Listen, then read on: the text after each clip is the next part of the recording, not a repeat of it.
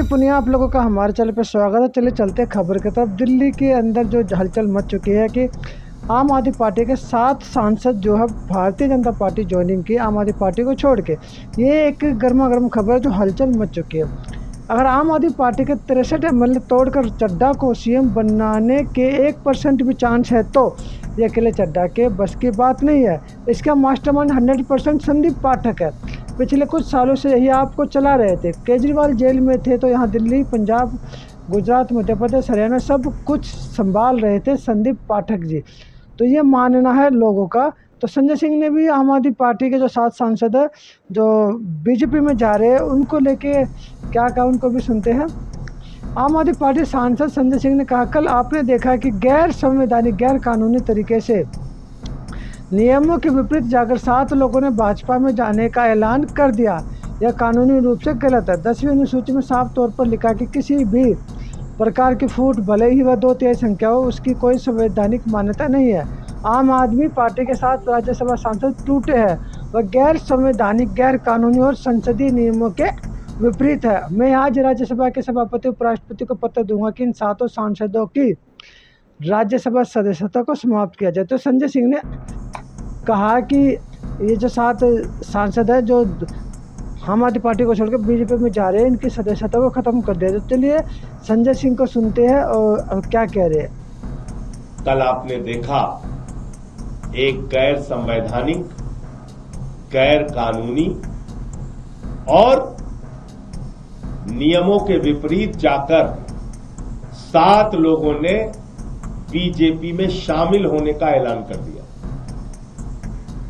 ये कानूनी रूप से पूरी तरह से गलत है और जो एंटी डिफेक्शन लॉ है, जो साफ तौर पे कहता है किसी भी प्रकार का स्प्लिट, ब्रेक अवे फैक्शन, किसी भी प्रकार की टूट असेंबली और राज्यसभा, लोकसभा में नहीं हो सकती, उसको कोई वैधानिक मान्यता नहीं है। और ये शिवसेना के केस में भी साफ तौर पे सामने आ चुका है। ये 10वीं अनुसूची में 10th शेड्यूल में साफ तौर पे लिखा हुआ है, किसी भी प्रकार की टूट, वो चाहे भले ही 2/3 संख्या की हो, 7 की जगह 8 हो, उसको कोई वैधानिक मान्यता नहीं है। किसी भी प्रकार की वैधानिक मान्यता नहीं है। तो जो आम आदमी पार्टी के 7 राज्यसभा के सांसद टूटे हैं, ये गैर कानूनी है, गलत है, गैर संवैधानिक है और संसदीय नियमों के विपरीत है। इसलिए मैं आज चेयरमैन राज्यसभा को, उपराष्ट्रपति महोदय को इन सारे नियमों का हवाला देते हुए पत्र दूंगा कि इन 7 सदस्यों की, इन 7 राज्यसभा के सांसदों की सदस्यता पूरी तरीके से समाप्त की जाए, जिसमें से तो 3 लोग साफ तौर पे कल बीजेपी के दफ्तर में भी गए थे, राघव चड्ढा, संदीप पाठक और अशोक मित्तल। वो साफ तौर पे बीजेपी के दफ्तर में गए थे, जिनकी विजुअल और वीडियो सारी कुछ आपके पास है, फोटो वगैरह। और बाकी जो 4 लोगों को लेकर दावा किया जा रहा है, उन सब के खिलाफ उनकी सदस्यता को समाप्त करने के लिए आज मैं राज्यसभा के चेयरमैन साहब को, उपराष्ट्रपति महोदय को पत्र दूंगा। सुन लिया आपने संजय सिंह को। तो चलिए अब आगे चलते हैं। स्वाति मालीवाल जो कि आम आदमी पार्टी में पिछले कई सालों से रह चुके हैं, राज्यसभा सांसद स्वाति मालीवाल ने कहा, मैंने आम आदमी पार्टी छोड़ दी है और मैं भाजपा में शामिल हो गई हूँ। 2006 से मैं अरविंद केजरीवाल के साथ काम कर रही थी। अपना घर छोड़ा, नौकरी छोड़ी, 7 साल झुग्गी में रही और हर आंदोलन में उनका साथ दिया। लेकिन अरविंद केजरीवाल ने अपने ही घर में मुझे गुंडे से पिटवाया। जब मैंने इसके खिलाफ आवाज़ उठाई तो मुझे डराया, धमकाया गया। इसके चलते 2 साल में मुझे एक बार भी पार्टी के समय से संसद में बोलने का मौका नहीं दिया गया। अरे संसद में तो आप एप्लीकेशन लगाओगे तभी तो बोलने का मौका मिलेगा। आम आदमी पार्टी थोड़ी ना आपको रोकेगी। इसके अरविंद केजरीवाल महिला विरोधी है। वे देश में झूठ, भ्रष्टाचार और गुंडागर्दी के लिए जाने जाते हैं। वे पंजाब की सरकार को रिमोट कंट्रोल से चला रहे हैं और पंजाब को उन्होंने अपना निजी एटीएम बना दिया। रेत खनन नशीली दवाओं का प्रयोग पंजाब में चरम पर, सब कुछ इनकी सहाय के नीचे हो रहा। मैं मानती हूँ कि प्रधानमंत्री मोदी न सिर्फ देश में बल्कि विश्व में सर्वाधिक लोकप्रिय नेता है। चाहे वह ऑपरेशन सिंदूर हो, देश से नक्सलवाद पूरी तरह खत्म करना हो, महिला आरक्षण बिल संसद में लाना हो, मैं किसी मजबूरी में भाजपा में शामिल नहीं हो रही। मैं इसलिए भाजपा में शामिल हो रही हूँ क्योंकि मैं दिल से प्रधानमंत्री मोदी के नेतृत्व पर विश्वास करती हूँ। तो ये स्वाति मालीवाल का सोचना है। तो चलिए आगे चलते हैं। राघव चड्ढा समेत 7 सांसदों ने आप छोड़ी दल बदल कानून के तहत आप पार्टी कोर्ट में दाखिल करेगी याचिका। क्या है दल बदल कानून, यानी टीओ ने लिखा है। कपिल सिब्बल जो एक बहुत बड़े वकील है और अक्सर सरकारी केसेस से लड़ते भी हैं, बहुत सारे इन्होंने केस से लड़े और कानून का अच्छा ज्ञान है। कपिल सिब्बल प्रेस कॉन्फ्रेंस करके बता रहे कि 7 MP भाजपा में गए हैं, वो नहीं हो सकता, वो असंवैधानिक है। दरअसल ये इनका क्लाइंट बनाने का तरीका है। अब ये लीगल लड़ाई के नाम पर केजरीवाल से मोटा घी वसूल लेंगे और 6 महीने बाद सुप्रीम कोर्ट का निर्णय आएगा कि एंटी डिफेक्शन लॉ 1985 के अनुसार अगर 2/3 MP मर्ज कर जाते हैं तो वो संभव बिल्कुल भी नहीं है। आप लिख कर रखिए, ठीक ऐसा ही होने वाला है। ये कपिल सिब्बल ने पहले ही ऐलान कर दिया। तो चलिए कपिल सिब्बल को भी सुनते हैं, वो कानून की जो उनको अच्छी बारीकी अच्छी नॉलेज है वो क्या बता रहे हैं। तो चलिए सुनते हैं कपिल सिब्बल को। मैं कहूं कि साहब मैं मेंबर ऑफ पार्लियामेंट में कहूं मैं बीजेपी में मर्ज हो सकता हूं, ये तो नहीं हो सकता ना, ऐसे तो कोई भी मर्ज कर देगा। तो संविधान में लिखा है, 10th शेड्यूल में लिखा है कि सबसे पहले पॉलिटिकल जो राजनीतिक दल है उसको फैसला लेना होगा कि हम इस पार्टी के साथ मर्ज कर रहे हैं। ठीक है, मतलब कि आम आदमी पार्टी को, क्योंकि तो आम आदमी पार्टी की बात है, अगर आम आदमी पार्टी ऑर्गेनाइजेशनल लेवल पे बैठक बुला के रेजोल्यूशन पास करके यह तय कर लें कि हम भाजपा के साथ as a political party merge करना चाहते हैं, ठीक है, एक दूसरे किस्म का मर्जर भी हो सकता है कि मैं और एक और पार्टी मिल जाएं, हम दोनों कहें कि हम मर्ज करना चाहते हैं, दोनों रेजोल्यूशन पास कर लें और नई पार्टी बना लें, ठीक है। तो पहला कदम होगा पॉलिटिकल पार्टी राजनीतिक दल को मर्जर करने का। फिर बात आएगी कि जो सांसद में रोड बैठे हुए हैं, सांसद में है, जो संसद में बैठे हुए सांसद लोग हैं, उनका मर्जर कैसे होगा। पॉलिटिकल पार्टी तो मर्जर हो गया, समझ लीजिए उस पॉलिटिकल पार्टी के 10 लोग मेंबर ऑफ पार्लियामेंट है, लोकसभा के हैं। तो अगर वो 10 कहेंगे साहब हम तो नहीं करना चाहते, क्योंकि उस समय तो वो मेंबर ऑफ पार्लियामेंट है ना, तो फिर इसमें लिखा है 10th शेड्यूल में कि उसके अगर 2/3 लोग, एक बार राजनीतिक दल का मर्जर हो जाए उसके बाद 2/3 लोग मेंबर ऑफ पार्लियामेंट उस पार्टी के जो लोकसभा में होंगे, अगर वो रेजोल्यूशन पास कर लें तो उनका भी मर्जर हो जाएगा। लेकिन 1/3 का क्या होगा, अगर 10 में से 4 लोग कहें साहब या 3 लोग कहें साहब हम नहीं मर्ज करना चाहते, तो फिर स्पीकर क्या करेगा, उनको एक सेपरेट रोल दे देगा, सेपरेट सिटिंग अरेंजमेंट भी दे देगा, वो अपने आप को इंडिपेंडेंट कर सकते हैं, क्योंकि 2/3 तो उस तरफ चले गए।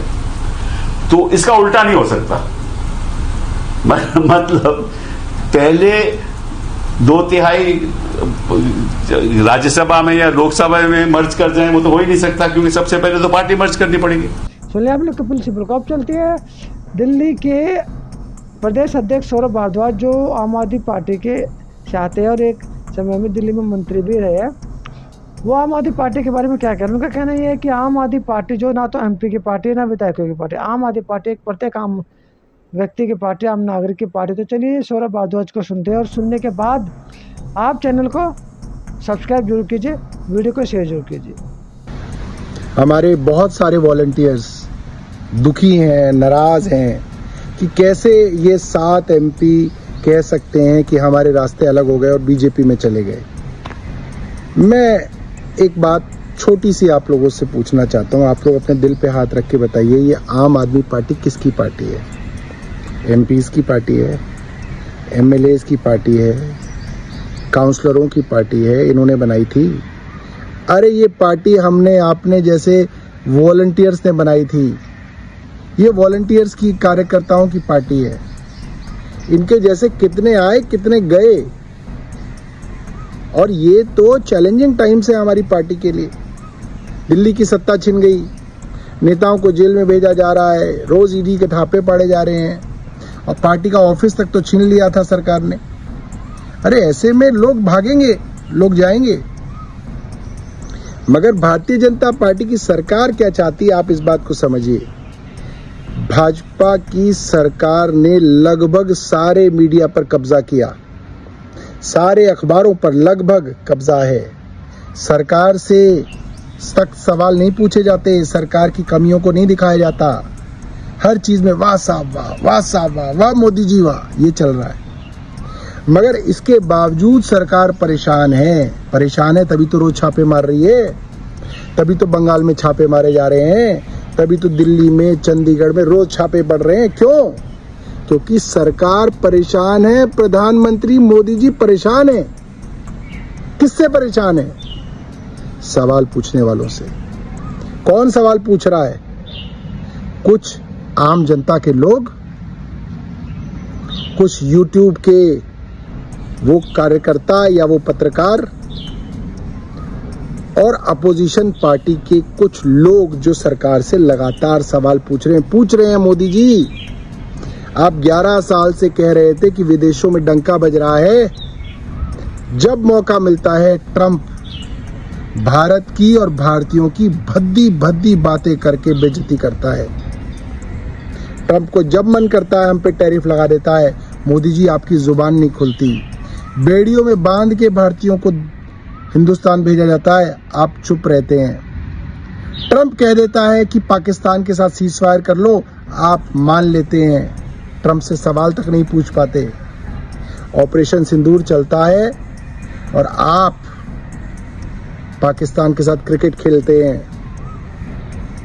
आपने भारत की नाक कटा दी है, और ये सवाल जब आपसे पूछे जाते हैं तो आप तिलमिला रहे हैं, तो आप परेशान हैं, और इसलिए अपोजिशन पार्टियों को तोड़ने में आप लगे हुए हैं। मैं सब लोगों को कहना चाहता हूं, अपने कार्यकर्ताओं को, भाइयों को, बहनों को, दोस्तों को, प्रधानमंत्री सवालों से परेशान हैं। और जो सांसद गए हैं ये वैसे भी सवाल नहीं पूछते थे। आपको मालूम है, साथ ये जो सांसद गए हैं इन्होंने कब से सवाल पूछने बंद कर दिए थे, तो कोई फर्क नहीं पड़ता इनसे आपको।